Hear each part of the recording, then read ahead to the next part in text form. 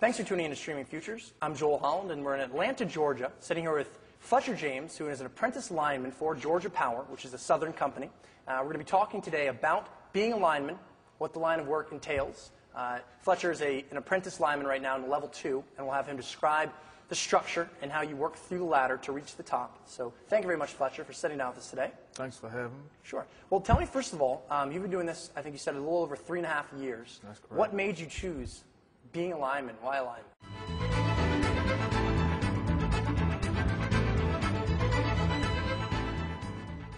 Well, I had a friend that worked for Georgia Power, and he always talked about how good the company was. So I thought it would be good for me to try to get on with the company, which I did. But at the time, I didn't know anything about what a lineman was. Sure. I just knew I wanted to work for a great company. Sure. So, but I come down to a job fair, which they had at the Georgia Power building. Yep. And at that time, they introduced me to the different jobs that they had available. And I chose to become an apprentice lineman at that time.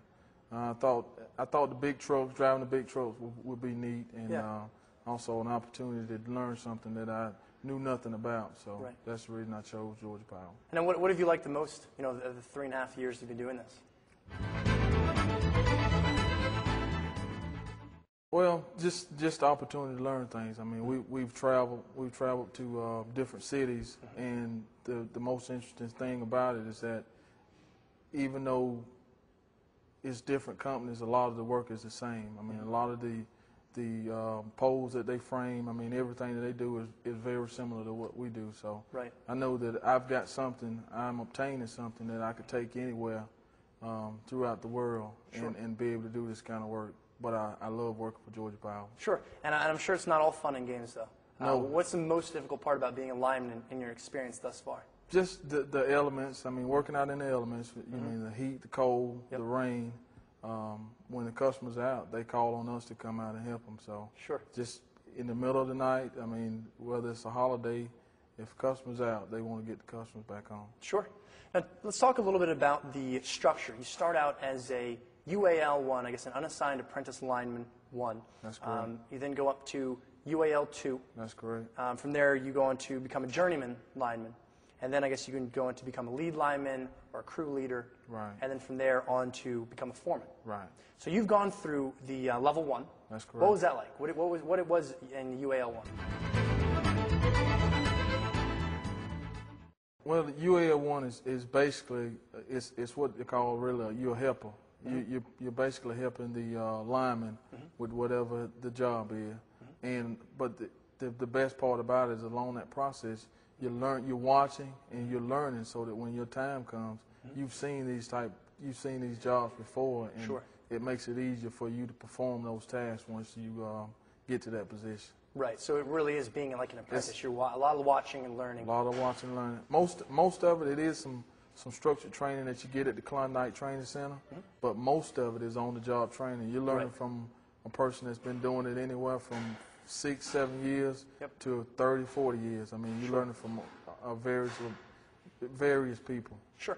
And then what's the difference? Then you graduate to the level 2. And how long did that take? What's that process? It took me about a year and a half. Okay. And like I said, once a job becomes available, it's a bidding process. You bid on that job. Sure. And if you've got enough time, then you receive that job at the different headquarters, wherever it's available. Gotcha. And what's the biggest difference between UAL 2 and UAL 1? Well, UAL 2, you're doing it now. You're putting your hands on it, and you're getting into it. Okay. And then the next step is the journeyman lineman. Journeyman lineman. And that usually takes, I guess, 3.5, 4 years, you said? Yeah, but I would say 4 to 5 is average. Like I said, with the demand lately of trying to get more and more linemen because linemen are retiring, then they accelerated the program a little bit, but it's slowing back down now. So average is about 4 to 5 years. Okay. And what does the journeyman lineman's responsibilities look like? Journeyman lineman, I mean, pretty much if the power's out, I mean, his job is to get the power back on. Right. And anywhere from anything from new business to going out and hooking up new homes to commercial gas stations, buildings, to whenever the power's out, getting the power back on. All right. And then the next step after that?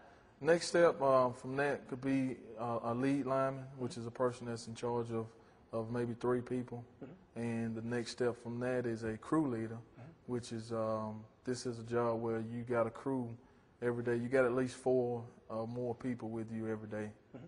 Okay, and then it goes on, I guess, from there. And you said to become the foreman. The foreman, first line supervisor, or foreman. And then what do your responsibilities there look like? Their responsibilities basically is to maintain what we already have, and also get send linemen out to do the new services and new buildings, and just pretty much they keep everything organized. When we get called in at night, they may come in and they organize everything so that we know where to go, who we got out, who we need to get back on. So they're basically the anchor that holds everything together, or the glue that holds everything together. Good.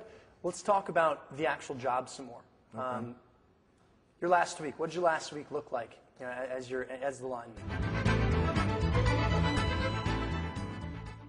Well, it's starting to get hot, and normally when it gets hot, we've got equipment that's been out there for years. I mean, 20, 30 years, and some of this equipment, it made it through the last summer, luckily, and now it's getting hot again, so a lot of equipment starts to fail, like transformers. They get hot, when they get old, they'll blow up. They may start leaking oil, and just this past Sunday night, or Sunday afternoon, we got called in, and for a senior citizens facility, and the transformer was going bad, and we end up having to work from like 4 Sunday evening until 7:30 Monday morning. So just it's getting that time of the year where things start to happen, because of the weather. Right. Now I understand you're only on call 1 week out of the month, right? So in this case, you were having to be out there really late, working really late, but it's not hopefully always like that. No, it all varies. It depends on how many people you have at your headquarters. And what we do is usually you're working on a 3 to 4 man team. So in our situation, we've got 7 on-call teams. So I'm actually on call at least once every 7 weeks, which is, I mean, it's pretty good. Right. And some headquarters, I've got friends that they on call every 14 to 15 weeks. So it depends on where you work. If you work in a smaller area, smaller headquarters, you may be on call more often than that. Okay. And so when you're on call, you can literally get called any time of the night, any time of the day. What are you doing when you're not on call? You mean? So for you, you said 1 every 7 weeks you're on call. What about the other 6 weeks? Well, what happens, even though you're on call, it's still a possibility that they may need you. One of the rules that they have is that you must be available at least 50% of the time. Right. So if they call me, like they call me Sunday and I come in, and then they call me, let's say today or tonight, and I'm not able to come in, I come in one time and I don't come in tonight, I fulfill my 50%. As long as I maintain 50%, then it's fine. So it's not like so demanding where they want you to be here all the time.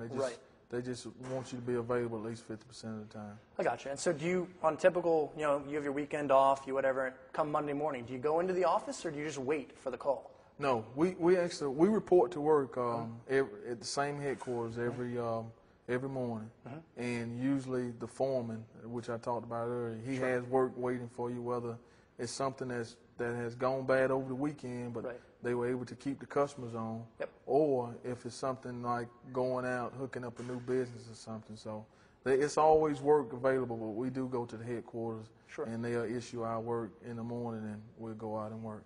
Okay, so let's say you get called out on a job. I know there was a big thunderstorm this weekend that probably took down some poles, took down some lines, messed up some transformers. When you're out there, what are you doing? Climbing the poles, checking the wires? It varies. I mean, it depends on the job that you have. I mean, the first thing we do when we get out there, first of all, we will assess the situation, and we do what they call a job briefing. And what that does is everybody that's on the job at that particular time, we will talk about everything that we have, anywhere from if a pole is down, what are we going to do to make it safe, and anywhere from to start to finish, we'll talk about that. And if anybody has any questions or any input, then we go through that before we start doing anything. And from that point, you asked about the climbing. If it's a pole that you can't get to, then of course you got to climb it. But most of the things that we work on, we've got trucks that can pretty much get to it. Right, with those buckets so they can. Yeah. I always see those out there. They're bucket trucks. It's like fun. But they do require that we go through climbing school, and we have to be able to climb because you never know when you're going to get in one of those situations where you got to climb a pole. Yeah, let's talk more about the training. So before you're a UAL 1, do they require you go through a training program? The UAL 1, UAL 2, that is the program itself. But before you actually hired, you go through an interview process. You also go through taking a test. You have to take a test. And once you do that, then you do what they call a physical abilities test. And that's where they have you doing things like, one I went through, I had to climb a steel pole, which was a pole that had the steps on it. Right. So they hook a safety harness up to your back. Right. And at that point, you climb the pole up to about so many feet. Sure. And they kind of get an idea of whether or not I could do that kind of work. Right. Anywhere from, they had a bucket of concrete. It's probably about a 40-pound bucket of concrete that they had hooked to a rope, and we had to pull this concrete up the pole hand over hand, up so high, and then let it back down. They just kind of get an idea of whether or not you can perform the task that you have to do every day. That's interesting. So and you got the mental aptitude test and your physical test too. That's not many jobs have that. No, I said. And then you got an interview. Right. And I mean, I was impressed when I came. I never knew that I would have to do all that to get a job. So they take pride in the people that they hire with this company. Right. Which is a great thing. Well, let me ask you. I know you were a volunteer over at Katrina for a while. What was that like? Katrina, we went to a couple of different cities. We went to Meridian, Mississippi, and now let me back up. Before that, we went to Alabama first. We worked in Birmingham, Alabama. We worked in Tuscaloosa, Alabama. Then we went further south. We went to Meridian, Mississippi, and we stopped and did most of our work in Sandersville, Mississippi. The biggest thing about that, especially in Sandersville, we were, I guess, about 200 miles away from where the major devastation was, but it was still a lot of people, a lot of trees down, a lot of homes damaged. I mean, the biggest thing, I mean, is we look at those people and you know, you feel for them, but we know that we're there to do a job. We're there to get their lights back on. Right. And the people that we help, man, they are so thankful for the job that we do, and that it makes you feel good to do that kind of thing. Right, yeah, and that's another thing. I guess the job, it does pay well, right? Because of the risk and the all that it takes physically and mentally. But the other reward is you really are helping people. Right. I mean, the thing is, I mean, I guess some people can feel like they're doing a job and don't feel like they're making a difference. But the job that we do, we know when we get called in the middle of the night, by the time we leave, then we've got somebody's lights on, even if it's one person. Right. I worked all night before and got one person on. Sure. But as long as you know you're doing something or you're accomplishing something, then, I mean, it makes you feel good. Terrific. Well, my last question for you, Fletcher. For those watching the interview, they're interested in becoming linemen. They like everything you've said. What are your final words of advice for them to, should they do it? Should they not do it? What does it take? What's the decision process? Well, I tell you, the thing is, the biggest thing that I look at is if you're able to survive the elements. When I say that, I'm talking about the heat, the cold weather, the rain. Then I think that you could do this job. This is it's not just a job where you're coming in and you're doing the same thing over and over again. It requires you to think. It requires you to be safe. I mean, the difference between being safe and not being safe could cost you your life. So I mean, we're big on safety. The pay is good. I mean, a lot of people are here because of the pay. I mean, I like the money. I like to work. But like I say, you gain something with this company. You gain a feel of respect. You gain a feel of just knowing that you're making a difference when you're going out there and helping people. So I tell people, if you're looking to work for a good company, Georgia Power is a great company to work for. You have to be safe. You have to follow the rules. I mean, as long as you do that, you'll go home every day. So with that in mind, I mean, Georgia Power is a great company to work for. Great. Well, thank you so much, Fletcher James. I appreciate your time. You're welcome.